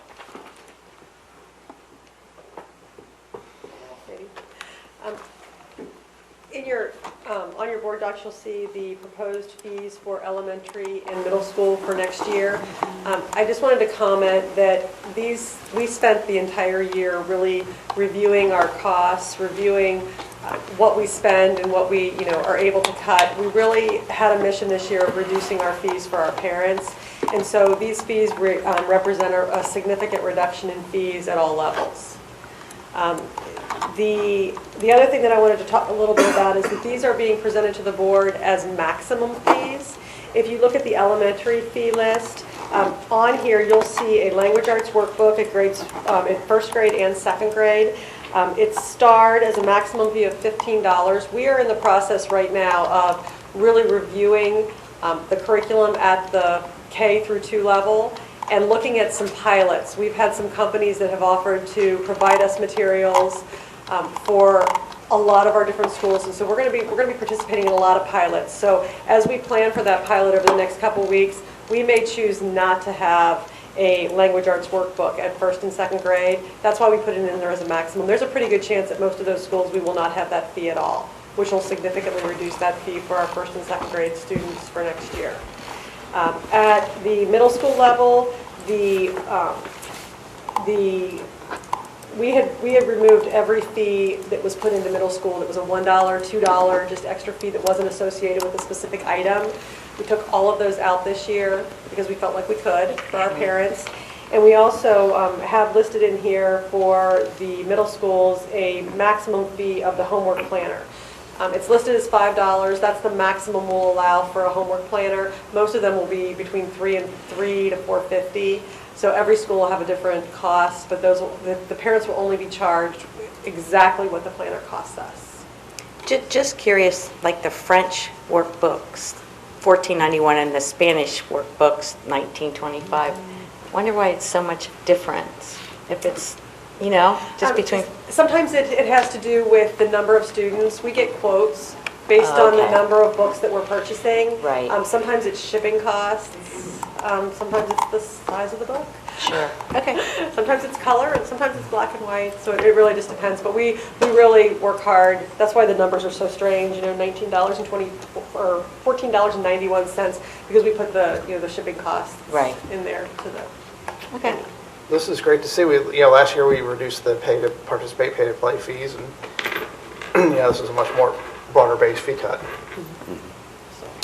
Thank you. The superintendent recommends the Board of Education approve the 2016-2017 elementary and middle school fees as listed. So moved. Second. Moved and seconded. Any other questions? Okay, Chris.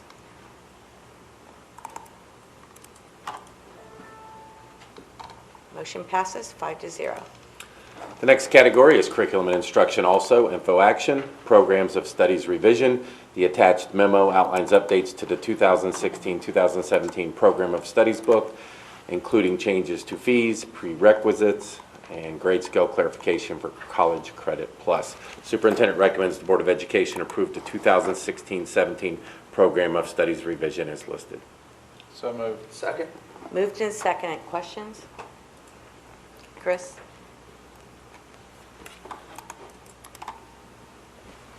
Motion passes 5-0.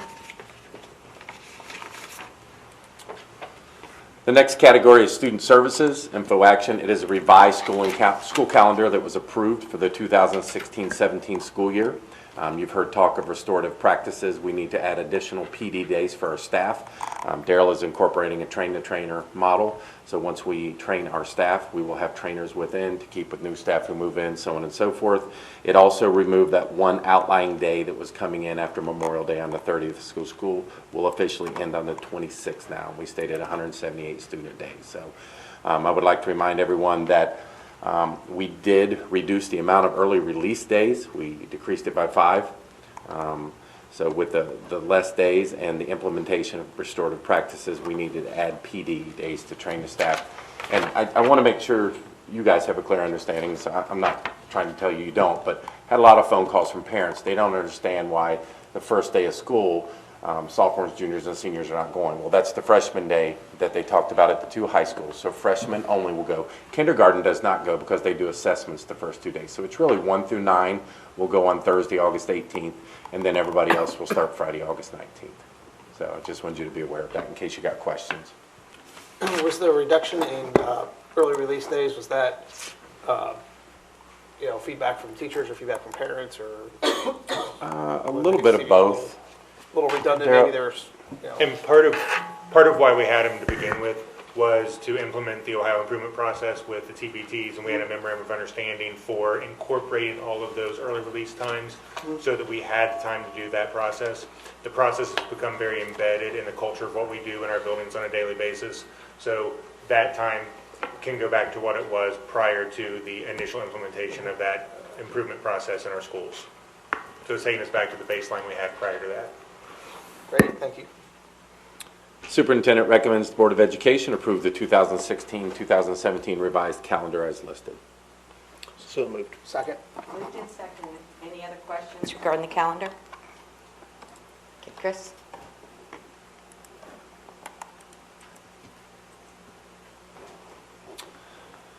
The 2016-17 calendar approved 5-0. The next category is miscellaneous. Resolution for membership in the Ohio High School Athletic Association for 2016-17. We do this on a yearly basis. The superintendent recommends the Board of Education approve OHSAA membership as listed. So moved. Second. Moved and seconded. Any questions? Chris?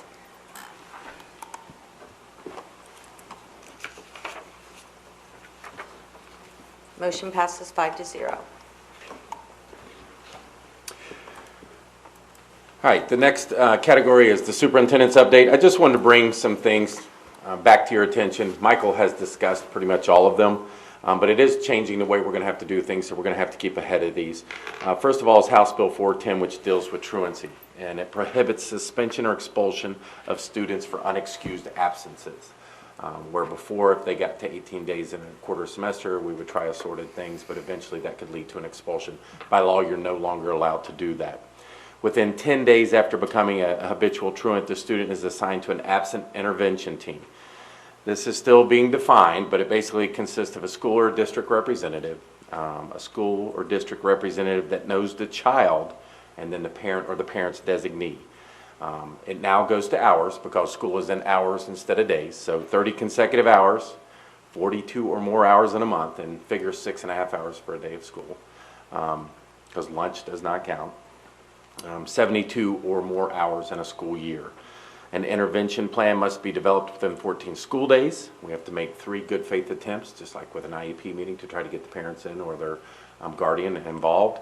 And then we have to report it on EMIS, so it's going to take some time and some reporting there. So they are trying to improve graduation rate. They are trying to improve attendance.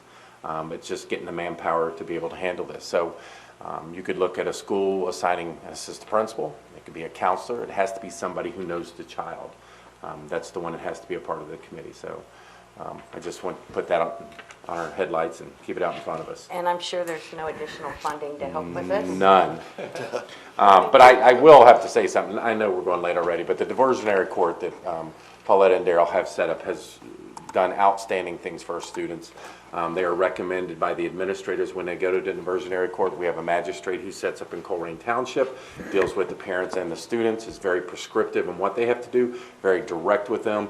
Found a lot of problems that the kids are going through, whether it's a job or they're pregnant and can't get to school. The little ones, you're mostly talking to mom or dad.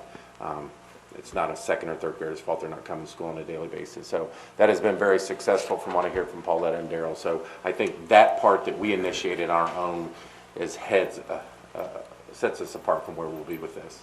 I saw something. How many kids does that affect in our district? You want to give numbers? We see 13 to 15 each Friday that we're in session. We started off with 2 Fridays a month. We're at 3 Fridays for the next 2 months, and we'll go into June with 3 Fridays.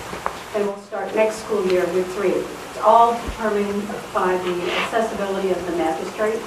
And she has made a point to be available to us. And they're actually going to bring Cincinnati Public in August to watch and see how we do this. Because we do have our social worker, our attendance person, our SROs, myself, and then the building principals and or counselors who are present at those sessions, and they've been very eye-opening. That it is an unofficial court, If the family chooses not to cooperate, then they go down to official court, which will cost them money and probably put mom behind bars. So it's been very, very overwhelmingly positive so far. It tied in perfect. I had experienced it at Mount Healthy, and then with the restorative practices, we just combined what we were doing there and my experiences with it. And it's very supportive.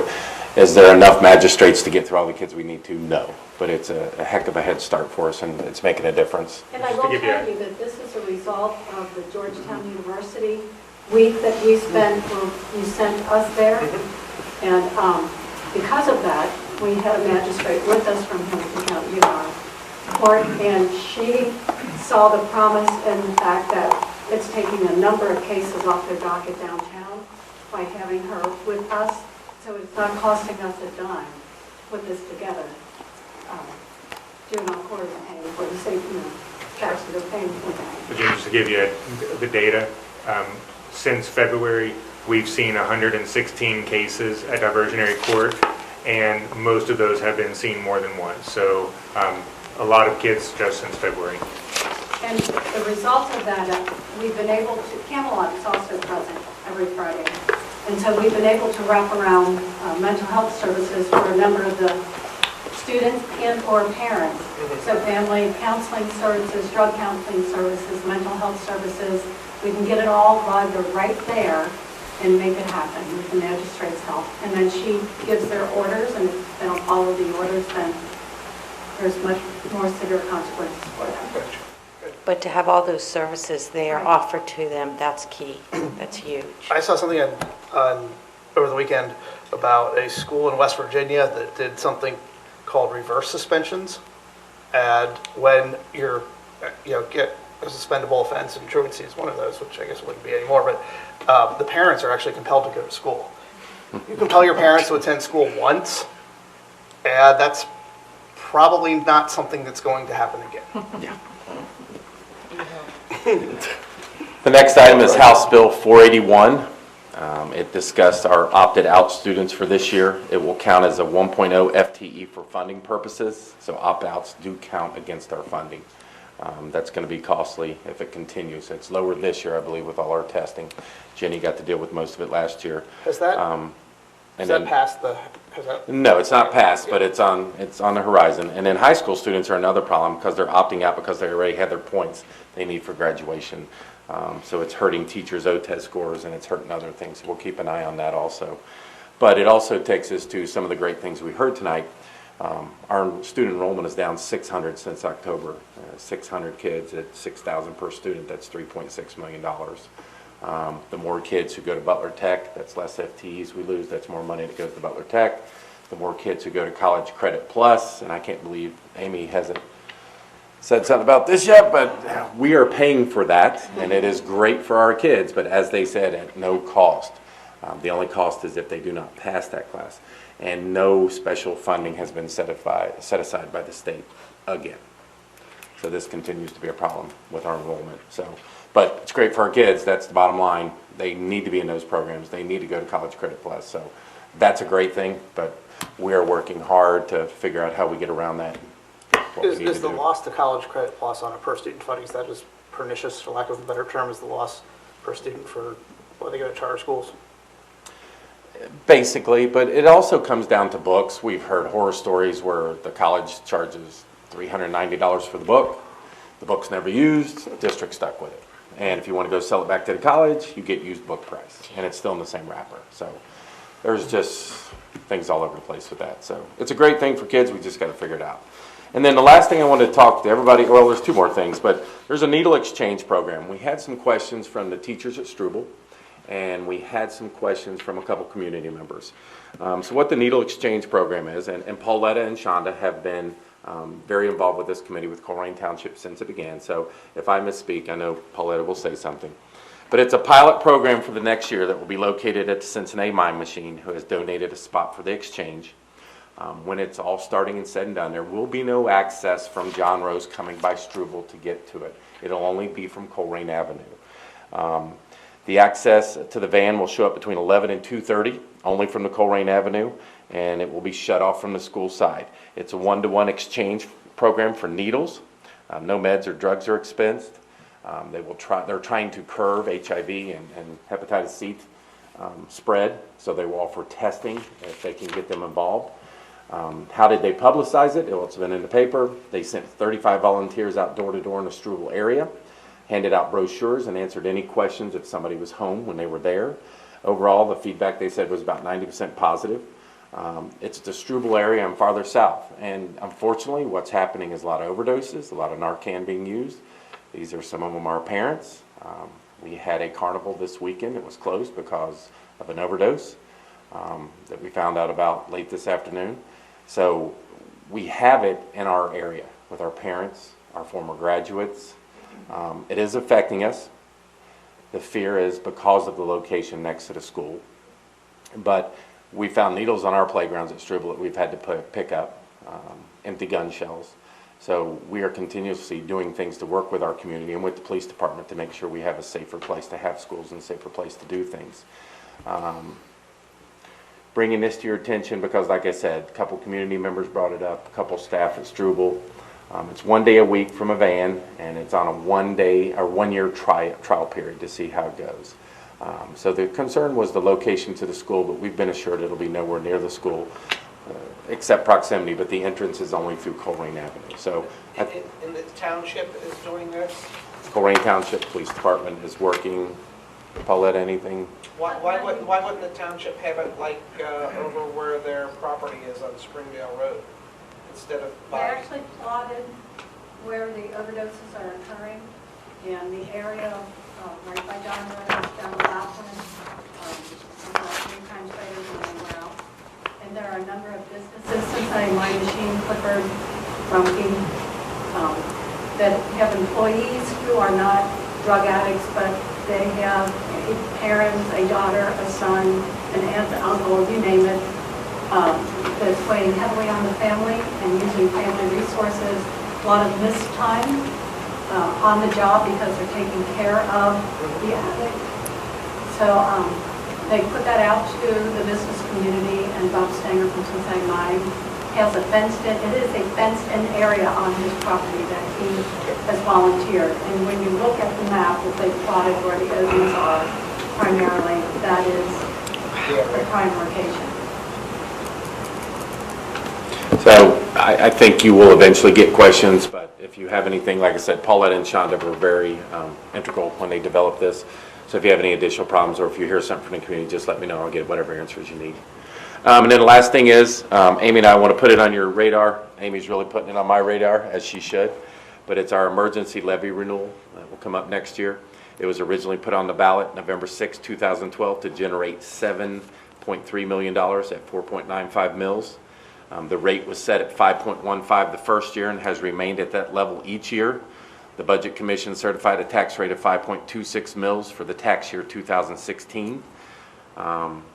We will look at putting it back on the ballot and starting the process in January 2017.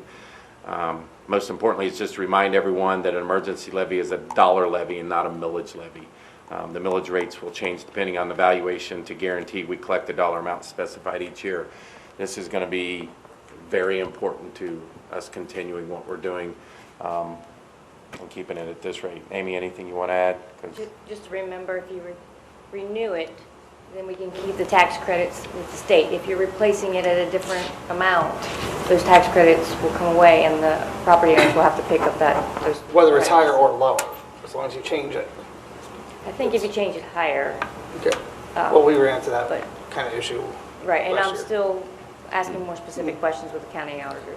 And Amy, you were going to put together a list just so we had more to digest on, like we did last time, where we could offer to see what the millage would be. That's what I'm asking, because depending on how we change it, Yeah. it's going to affect the tax credits. Because the credits and all that, but it sure played well when we, could say your taxes are going I think down. right now we need to determine what dollar amount we need. Okay. And the 7.3 million is what we're currently operating on and with.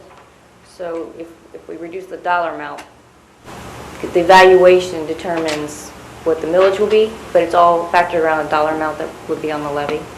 And then we'll start voting on this in January for the different steps that we go through with getting it approved by the auditor and all that. That starts in January. Okay. That's it.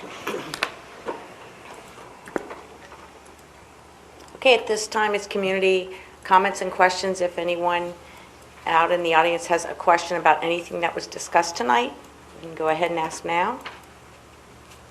Okay. With that, we'll move into board members' comments. Chris? Nothing from me tonight, Pam. Okay, thank you. Michael? Looking forward to the upcoming graduations, and a lot of hard work goes into those graduations, and it's always great to see all the students recognized for all their achievements.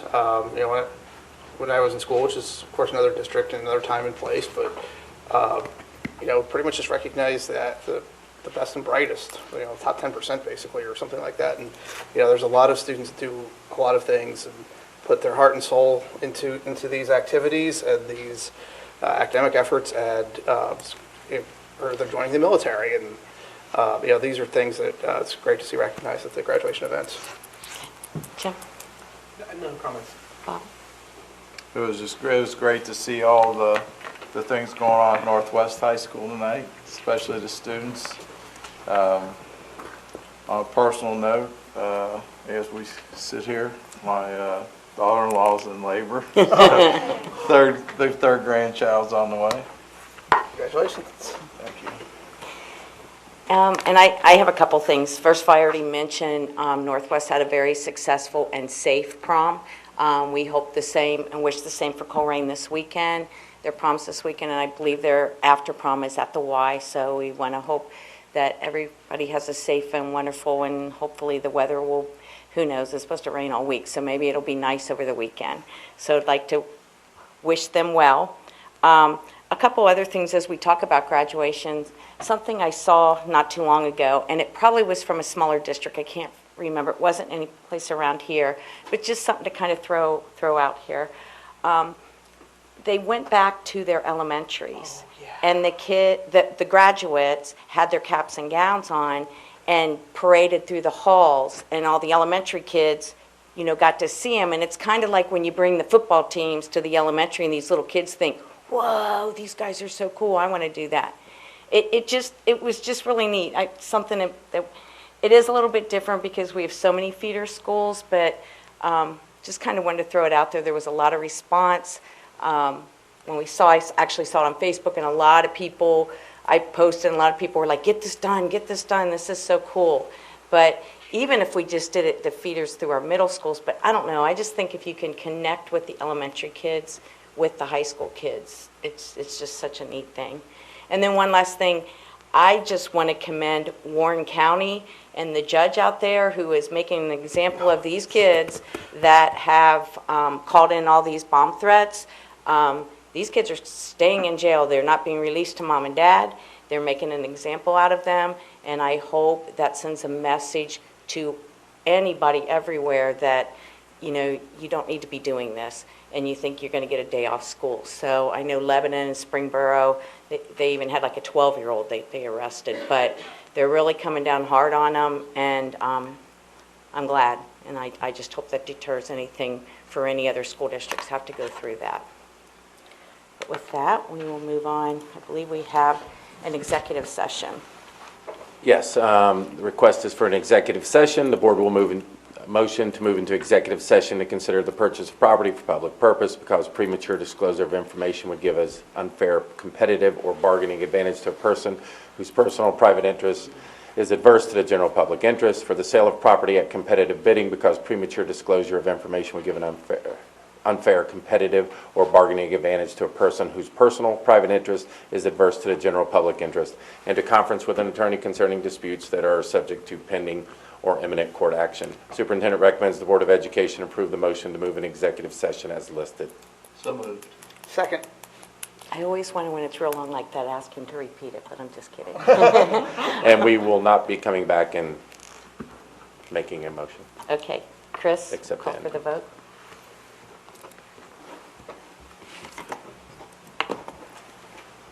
As Todd just said, we will be going into executive session. We'll not be making any decisions afterwards. You're welcome to sit out there, but there won't be any other decisions than adjourning the meeting. So everybody have a great night. You look so nice. That color is so pretty.